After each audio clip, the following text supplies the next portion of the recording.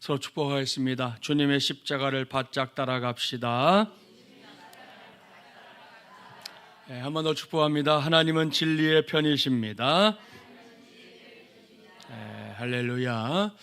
오늘 원래 우리 한 주간 마무리하면서 토요일 날 우리 찬양팀 수고하니까 또 축복하는데 오늘은 오늘 먼저 축복해야 되겠습니다. 왜냐하면 우리 조사무엘 목사님 우리 사모님이 지금 이제 이번 주간에 출산 예정이거든요. 그래서 사실 이제 오늘 오실까 하는데 계속 오셨는데 어제도 좀 하나 뭐 이렇게 또 진통이 계속 있으셔서 아무튼 내일 혹시 못 볼 수도 있기 때문에 우리 민희도 그렇고 우리 전사님하고 목사님 같이 새벽마다 찬양 섬기는데 축복의 박수 할까요? 네, 감사합니다.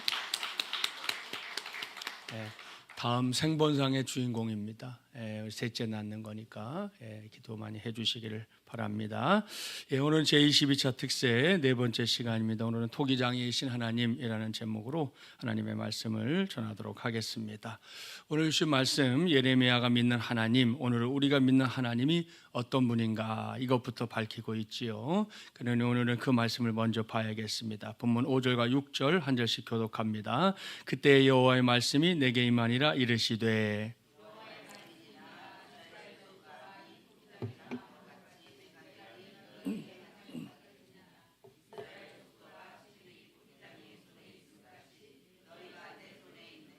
아멘, 할렐루야. 사랑하는 새벽영사 여러분, 여기 우리 하나님의 정체가 정확하게 밝혀지고 있습니다. 우리 하나님이 어떤 하나님이다? 설교 제목 그대로 토기장이신 하나님이시다. 바로 이겁니다. 이건 일종의 비유인데요. 성경을 보면 하나님은 뭔가 이렇게 비유해서 말씀하는 걸 좋아하십니다. 아니, 좋아하신다기보다는 그렇게 해서라도 우리가 하나님의 말씀을 더 잘 깨닫기를, 더 잘 이해하기를 원하신다, 이렇게 말씀드리는 게 더 옳을 것 같습니다. 그렇습니다. 하나님은 우리가 하나님의 말씀을 잘 듣기를 원하시고요, 그저 듣기만 하는 게 아니라 잘 깨닫기를 원하십니다. 성경의 비유가 자주 등장하는 이유 바로 거기에 있습니다. 예수님도 공생의 기간에 많은 비유의 말씀을 남겨두신 거 다들 아시죠? 그걸 전제하고 물어보겠습니다. 하나님이 여기서 여러 많은 비유거리들을 놔두고 굳이 이 토기장이라는 비유를 사용하신 이유, 그건 도대체 뭘까요? 왜 토기장이라는 비유를 사용하셨을까요? 일단 토기장이에게는 본인이 사랑하는 대상이 정확하게 있기 때문이다, 저는 이렇게 생각합니다. 그 대상이 뭔지 아시죠? 자기의 손으로 빚어서 직접 만든 토기, 자기의 손으로 만들어낸 토기, 그러니까 여러 모양의 그릇들입니다. 이걸 떠올려 보면 하나님께서 여러 비유 중에서 토기장이를 자기에게 비유하시는 거 결코 우연이 아닙니다. 다분히 의도적인 것이다 말씀드릴 수 있겠습니다. 자, 그렇다면 그 의도가 뭐냐? 이번 특세의 본문인 예레미야서의 바로 옆 동네 이사야서에서도 토기장이라는 비유를 찾아볼 수 있거든요. 그 말씀을 보면 하나님의 의도가 뭔지 정확하게 알 수 있습니다. 멀지 않으니까 한번 가봅시다. 이사야 64장 8절 1045쪽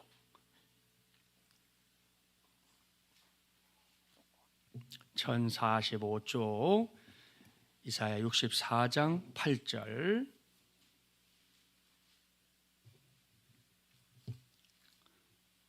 함께 봉독해 보겠습니다.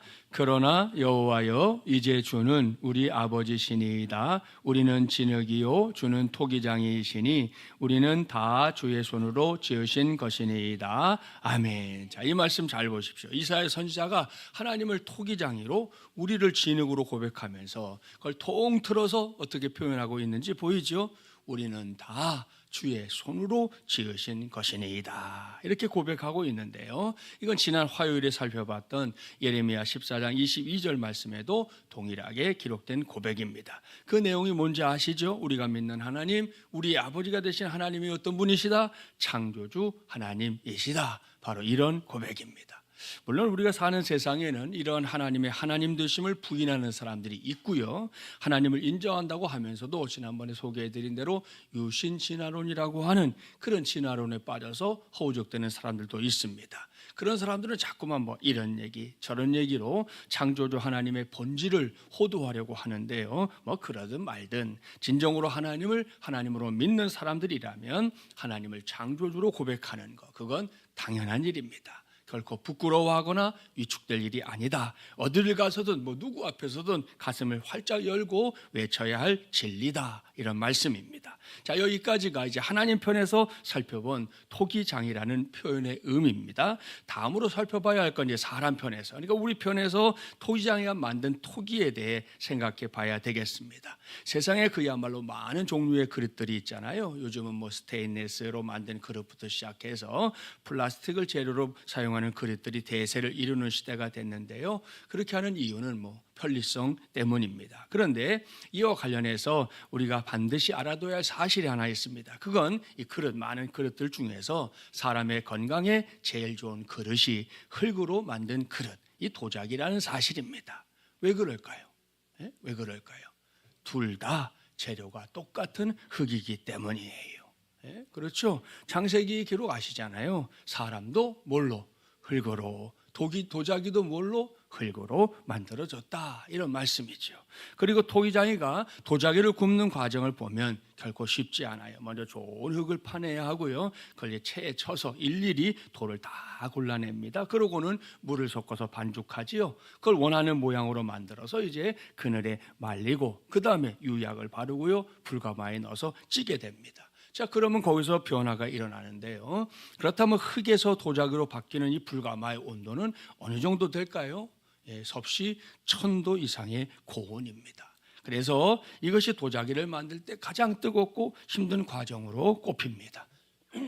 분명한 사실은 어떤 도자기든 이 과정을 거쳐야만 단단하고 윤기 나는 도자기로 변한다 이건데요. 어떤 이유에서든 불가마를 거치는 과정이 없다? 그러면 그건 금방 부서지고 일절 사용할 가치가 없는 흙덩어리로 끝나게 되는 것입니다.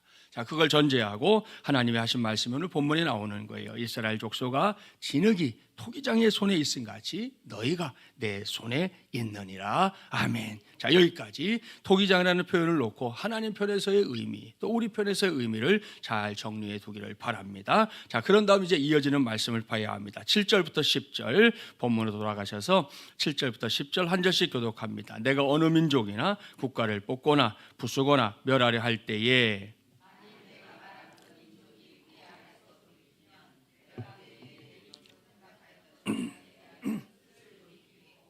내가 어느 민족이나 국가를 건설하거나 심으려 할 때에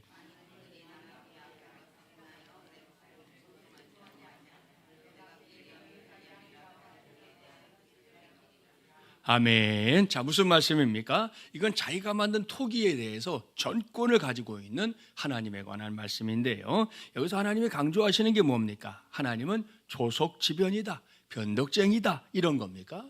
아닙니다. 이건 하나님이 유대 백성들은 물론이고요, 모든 민족, 모든 나라를 대상으로 말씀하는 건데요. 그 내용이 뭡니까? 첫 시간에 말씀드렸던 예레미야서의 핵심 메시지 그대로입니다. 하나님의 말씀에 순종하라. 그러면 너희 앞길에 생명과 복이 있으리라. 이것이 하나님의 뜻인데도 순종하지 않겠다? 그러면 너희 앞길에 사망과 화가 있으리라 말씀했습니다. 다시 묻습니다. 여러분, 이게 이해하기 어려운 말씀입니까? 이게 대단한 공식을 풀어야지만 그 다음에 찾아낼 수 있는 해답입니까? 그렇지 않다는 거예요. 어린 아이들도 다 알아들을 수 있는 말입니다. 부모님의 말씀 잘 들으면 하다못해 떡고물 떨어지는 거 애들도 알잖아요.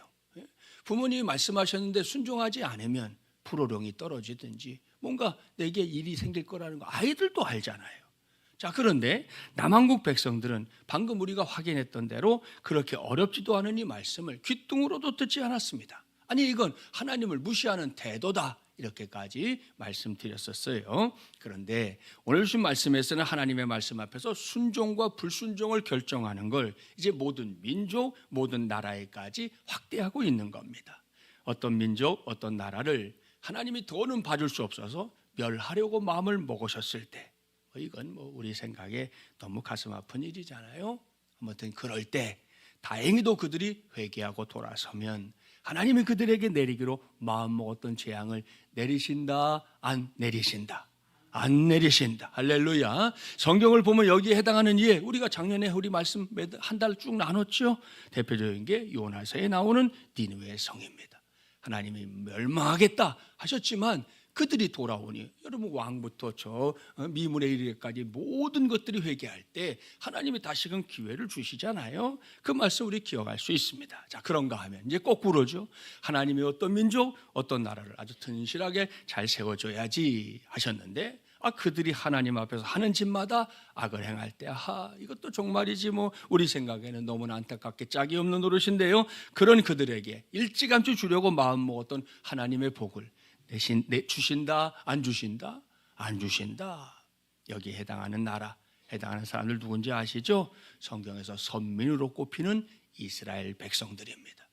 예레미야 선지자가 사역했던 시간을 기준으로 보면 100년 전에 아수르 제국에 의해 먼저 망해버린 게 북왕국이고요. 아직은 망하지 않았지만 계속해서 지금 망하길 자초하고 있는, 그래서 결국 40년 뒤에 바벨론 제국에 의해 망하게 될 남왕국, 이 두 나라를 말씀하고 있는 겁니다. 우리는 이걸 토기장이신 하나님의 역사에 얼마든지 넣어볼 수 있습니다. 토기장이 중에 아무런 생각 없이 그릇을 만드는 토기장이는 없어요. 경기도 이천에 있는 도자기 마을에 한번 이렇게 가보세요. 꼭 전문가가 아니더라도 종종 아이들이 이렇게 뭐 유치원이나 또 초등학교나 이런 데서 체험학습하러 오잖아요. 그 아이들이 도자기를 만들 때도 나름 이런저런 국리 끝에 작품을 기대하면서 그릇을 만듭니다. 뭐 잘 만들고 못 만들고 그 다음 문제예요. 어쨌든 이 아이의 마음속에 그리고 있는 그림이 있고 그거대로 이렇게 만들어 가지고 그걸 이제 불가마에 넣어서 만들어서 집에 가져가면 신나서 가져가지 않습니까? 자, 그렇다면 전문가인 토기장이, 진짜 토기장이는 말해 무엇하겠습니까? 그렇게 큰 기대를 하고 만든 그릇들이 불가마를 거쳐서 드디어 토기장의 눈앞에 모습을 드러냈을 때 어떻게 하는지 아마 방송이나 이런 데서 본 기억이 있을 겁니다. 토기장의 구상대로 만들어진 그릇은 주인으로부터 뜨거운 환영을 받습니다. 이야, 정말 잘 만들어줬구나. 내가 생각한 대로 만들어줬구나. 야, 내가 널 만들어줘 힘들긴 했지만 널 보니까 그냥 그 모든 힘든 게 싹 씻겨나간다. 그러고 주인의 환영을 받아요. 반면에 토기장의 의도대로 만들어지지 않은 그릇은요, 사정없이 깨뜨려 버립니다.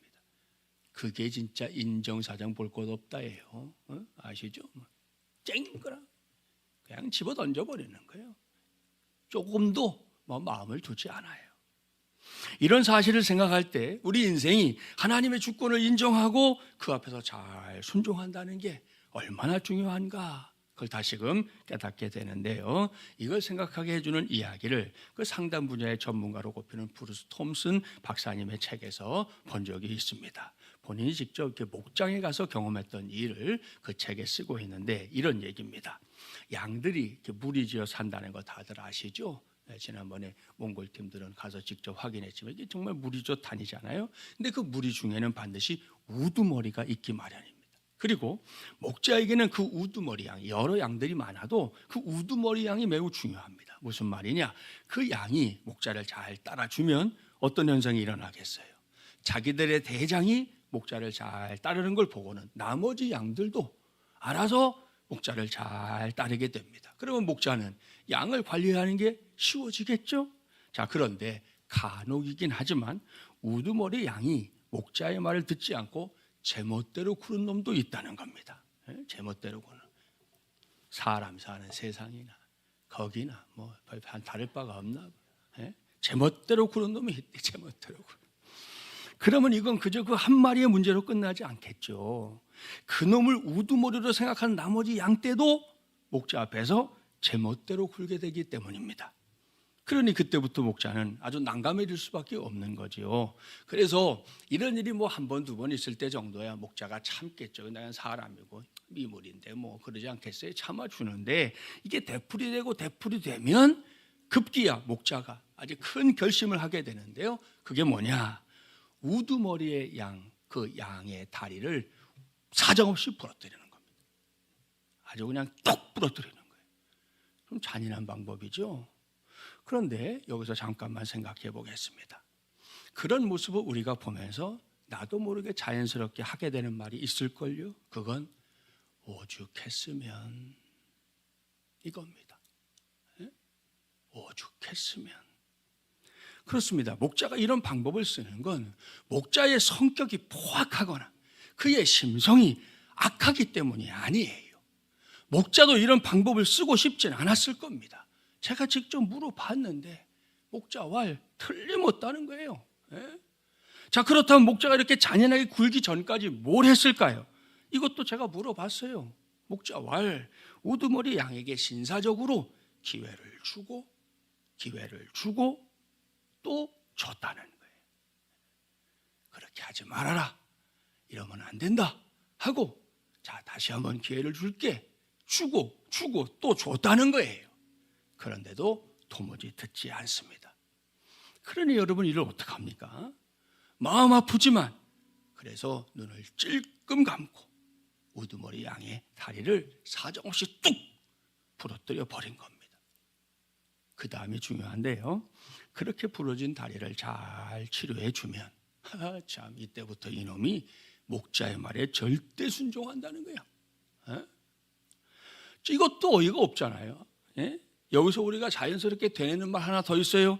진작에 그렇게 하지. 예?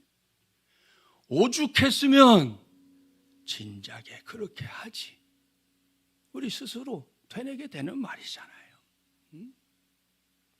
여기까지 자기의 경험담을 소개한 톰슨 박사님, 주님이 목회자들에게 원하시는 것은 사역의 양이나 질이 아닌 주님과의 친밀함입니다. 이렇게 강조했는데요, 저절로 고개를 끄덕이게 됩니다. 그리고 이건 결코 목회자에게만 해당하는 가르침은 아니에요. 박사님의 말을 생각하면서 여러분, 나 자신을 한번 돌아보십시오.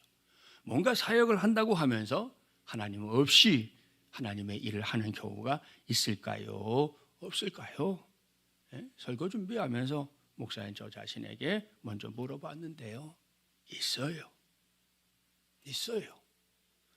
주님 앞에 엎드려 기도하면서 하나님의 뜻, 그 길을 묻기보다 그동안 내가 또 이만큼 목회도 했고 이만큼 사람들하고 지내왔으니까 내 생각, 내 계획을 주장하려 들 때가 있구나 하는 거 다시 한번 깨닫게 됩니다. 그리고 이거는 분명히 김진철 목사만의 고백은 아닐 거예요. 여러분에게도 주님의 말씀, 주님의 뜻보다 내 생각, 내 계획이 더 중요하게 여겨졌던 때가 작건 크건 분명히 있었을 겁니다. 자, 그렇다면 그때 여러분의 삶에 맺혀졌던 열매에 흡족했습니까? 여러분은 어떤지 모르겠지만 저는 그렇지 않더라고요. 때마다 함량 미달, 분명히 뭔가 부족하고 모자람 그 자체였습니다. 어떤 때는 솔직하게 말해서 주님 앞에서 고개조차 들지 못할 정도의 부끄러움도 있습니다. 그러니 여러분, 여기서 더 나가면 안 되겠지요. 그렇습니다. 지금까지 우리가 했던 거 그걸로 충분합니다. 여러분, 우리 신앙생활하면서 성도와 성도 사이의 관계에서도 여러분이 혹 부족했던 게 있다면 지금까지 한 걸로 충분하다고요. 그만하라고요. 거기까지 간 것도 많이 간 거라고요. 멈춰야 된다는 거예요. 그게 더 많아져야 할 이유 결코 없습니다. 그 대신 오늘 이 시간 특별히 사순절절기의 의미를 떠올릴 때 이 대목에서 우리가 힘써야 할 것, 그건 톰슨 박사님이 확신을 가지고 말했던 주님과의 친밀함, 바로 여기에 저와 여러분의 믿음을, 저와 여러분의 마음을, 저와 여러분의 생각을 둬야 할 줄 믿습니다. 그것도 토기장으로 비유된 창조주 하나님과 나 사이에서 맺어지는 친밀함, 그거 말입니다. 기독교 역사에는 그러한 삶을 살았던 신앙 선배들이 참 많아요. 그 중에서 한 사람 소개합니다.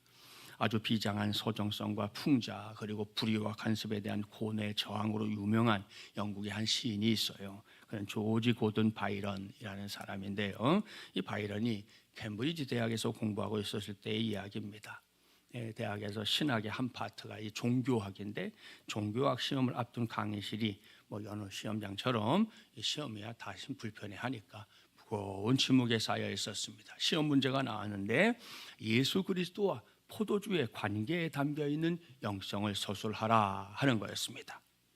예수님 물로 포도주를 만든 사건을 다들 알잖아요. 그 사건을 어떻게 네가 설명할 거냐, 한번 써보라는 거였습니다. 다른 학생들이 시험지를 받아든 다음에 모두 다 열심히 답안을 작성하고 있었는데요, 바이런은 2시간이 되도록 창밖만 이렇게 바라보면서 뭔가 골똘한 생각에 빠져 있었습니다. 시험 종료 시각이 다 되어간다는 경고에도 아랑곳 없이 그를 우두커니 앉아있기만 했던 거예요. 처음부터 그를 눈여겨보고 있던 감독 교수님이 바이런에게 다가와서 말합니다. 자네 지금 답안지는 작성하지 않고 뭐라고 했는가? 다른 동료들은 저렇게 열심히 쓰고 있는데 자네도 몇 장은 써야 되는 거 아니야? 어서 서둘러 쓰도록 하게. 교수님이 심각한 표정으로 충고했는데요. 바이런은 빙그레 웃으면서 이렇게 대답합니다. 교수님, 저는 지금 머릿속으로 가장 적절한 답안을 생각하는 중입니다. 이 구상이 끝나는 대로 답안을 작성하겠습니다. 그러다가 이제 종료 시간을 앞두고도 그는 답안지를 쓰기는커녕 하염없이 창밖만 바라보는 거예요. 그러다가 시험 종료를 알게는 신호가 울리자 교수님이 이 괴상한 학생에게 다가왔습니다. 그러고는 보니까 여전히 백지잖아요.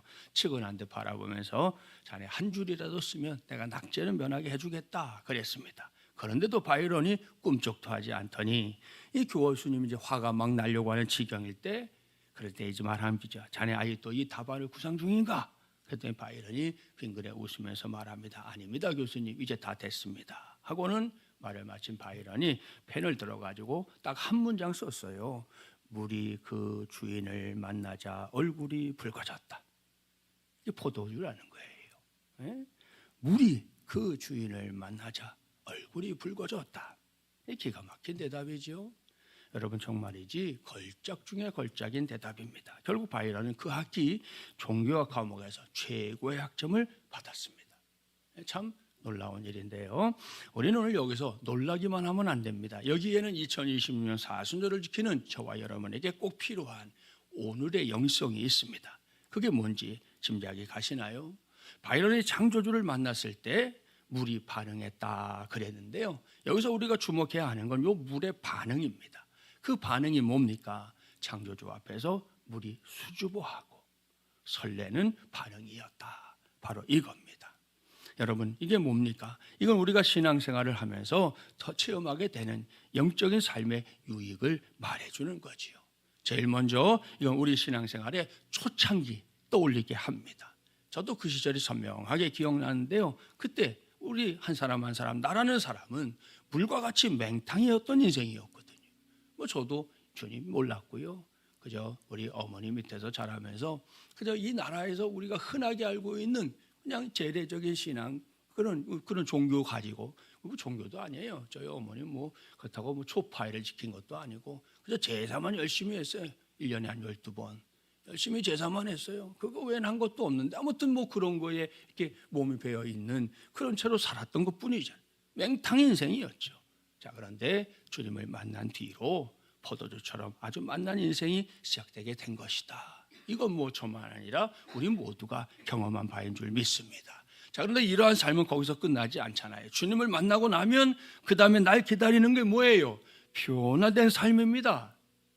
말투와 행동거지 하나하나까지 다 포함합니다.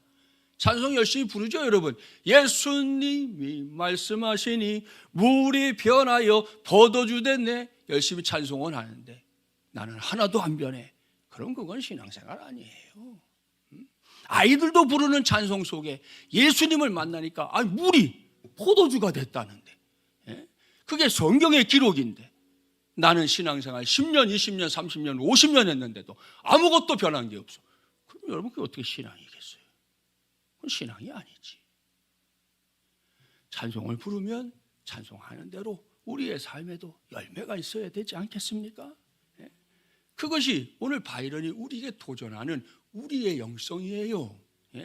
물도 예수님을 만나더니 너무 감격스럽고 너무 설레는 마음에 얼굴이 붉어졌대잖아요. 우리는 어떻게 해야 되겠습니까? 우리는 주님과의 만남을 이 사순절 절기에 어떻게 가져가야 되겠습니까? 오늘도 우리 가정에 정말 주님 원하시는 이 찬송의 고백과도 같은 삶이 있게 되기를 바랍니다. 그 다음 단계가 뭐예요? 주님을 만나면 마음이 뜨거워진다.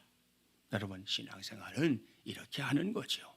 오죽하면 부흥사였던 마틴 로이드 존스 목사님은 기독교는 불붙는 논리다 그랬습니다. 기독교 신앙은 믿으면 믿을수록 불이 타오른다는 거예요. 기독교 신앙은 생각하면 생각할수록 가슴에 불이 붙는다는 거예요. 기독교 신앙은 성경을 붙잡으면 볼수록 사람을 바꾸는데 뜨거운 사람으로 만든다는 거예요. 그게 기독교 가진 능력이다 그랬습니다. 무슨 의미인지 아시겠죠? 나의 신앙생활이 날이 갈수록 시들해진다, 식는다. 만일 그렇다면 이건 분명히 성경이 말씀하는 신앙생활은 아닙니다. 성경이 말씀하는 신앙생활은 시간이 흘러갈수록 어떻게 돼요? 더 뜨거워지는 거, 더 불이 붙는 거, 더 확실해지는 것인 줄 믿습니다. 그래서 우리가 주님 앞에 서는 날 주님을 만나는 게 기쁨이 돼야죠. 주님 만나는데 이러고 만날 수는 없잖아요. 주님 만날 때 주님 하고 기쁨의 만남이 돼야지. 그러려면 우리 안에 오늘 성경에 말씀하는 대로 물이 변하여 포도주가 되는 것 같은 이런 정말 화학적인 변화의 삶이 있게 되기를 주님의 이름으로 축복합니다. 자, 이것만 확실하다면, 이게 진짜 나의 영성이 될 수 있다면 그때부터는 저도 여러분도 토기장이신 하나님께 나의 한 번뿐 인생 확실하게 맡기게 될 줄 믿습니다. 자, 그런 믿음으로 결론에 해당하는 말씀, 아직 남아있는 말씀 보겠습니다. 11절 함께 봉독해 볼까요? 그러므로 이제 너는 유다 사람들과 예루살렘 주민들에게 말하여 이르기를 여호와의 말씀에 보라, 내가 너희에게 재앙을 내리며 계책을 세워 너희를 치려 하노니 너희는 각기 악한 길에서 돌이키며 너희의 길과 행위를 아름답게 하라 하셨다 하라. 아멘. 자, 여기서 우리가 확인할 수 있는 하나님의 마음, 하나님의 백성들을 지금 박살내겠다는 겁니까? 아니에요. 여전히 하나님은 하나님의 백성들에게 복을 주고 싶어 하십니다. 그 복이 뭔지 토기장이신 하나님의 생각을 읽어볼까요? 하나님은 우리가 하나님이 빚어주신 그 모습 그대로 살아가는 것, 그걸 보고 싶어 하는 거예요. 저렇게 이렇게 빚어보면 이런 여러 종류의 그릇들이 나오잖아요. 큰 것도 있고 작은 것도 있고, 그렇죠? 요걸 담는 것도 있고 저걸 담는 것도 있고, 아무튼 이 그릇을 빚으면서 토기장인 아까 말씀드렸잖아요. 계획이 있다니까요. 아무 생각 없이 이렇게 만드는 토기장인 없어요. 하나님만 들어도 다 마음을 집중해서 요거는 이렇게 쓰이는 걸 만들어야지. 요거는 이렇게 쓰이는 걸 만들. 저렇게 손이 말이죠. 엉망이 될 정도가 되더라도 토기장은 그런 마음을 가지고 그릇을 빚는 거예요. 그렇게 해서 나오는 게 우리 안에 만들어진 삶이지 않겠습니까? 그렇습니다. 그릇마다 토기장이가 정해놓은 용도가 있습니다. 따라서 우리가 해야 하는 건 뭐예요? 내가 뭘 위해 만들어진 그릇인가? 이걸 발견하는 거죠. 하나님의 목적은 분명히 있으니까 내가 뭘 위해 만들어진 존재냐? 그걸 알게 되면, 그렇게 살면 그것이 우리 토기장이신 하나님께 영광이 될 줄 믿습니다. 아무쪼록 우리 모두 올해 이 사순절을 통해서 나를 지으신 하나님의 뜻을 발견하고 그 뜻대로 삶을 살아내서 주님의 큰 기쁨이 되기를 주님의 이름으로 축복합니다. 말씀을 마무리합니다. 오늘 저는 토기장이신 하나님이라는 제목으로 하나님의 말씀을 전했습니다.